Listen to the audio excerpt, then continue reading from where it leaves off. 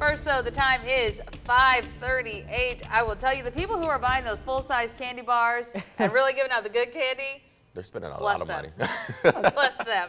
Yeah, if they hear a knock on their door about 3:30 in the morning, it might be Caitlin on November 1st. Excuse me. And she'll have Coco and Toby like, Coco wants a candy bar, please. Yeah, no, I learned last year, so the joke is always the Halloween candy goes on sale the day after Halloween, right? Yes. I think it's actually on Halloween itself. So if you're looking for like Oh. the big stuff for a cheaper price, I think Halloween might be your best bet there. So there's something for you on Tuesday, and when you do it, you might need the jacket as you head out the door. Here is a look at what's going on right now, 58 in Macon.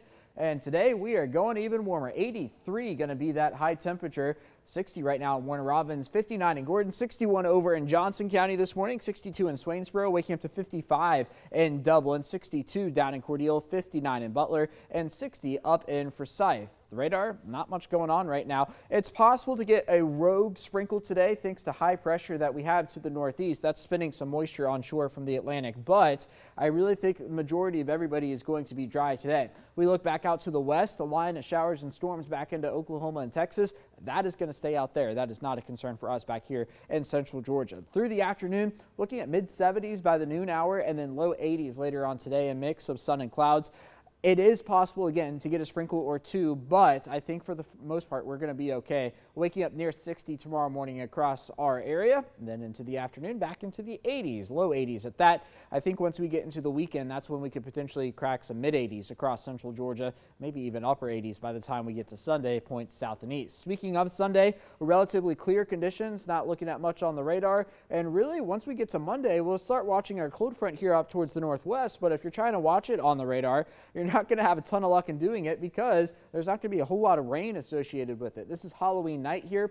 Dry in central Georgia, the cooler air beginning to pull in, maybe some increased cloud cover, and then still dry there on Wednesday. So for today, waking up near 60 this morning.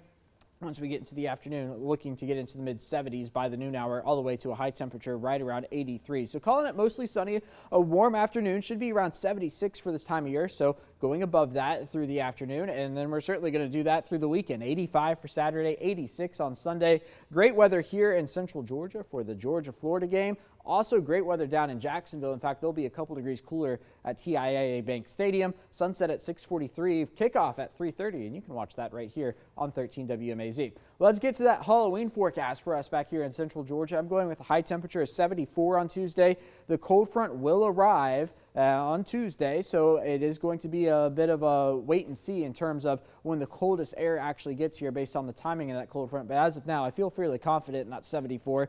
Then we get to Wednesday, and look at that, 61. That is not a typo. I think we're going to struggle to get out of the 50s Wednesday afternoon. Of course, that's the first day of November, but between now and then, we're going to be looking at highs in the mid-80s each and every day. Plenty of sun to go around. I'd say get outside and enjoy it as we head through the weekend.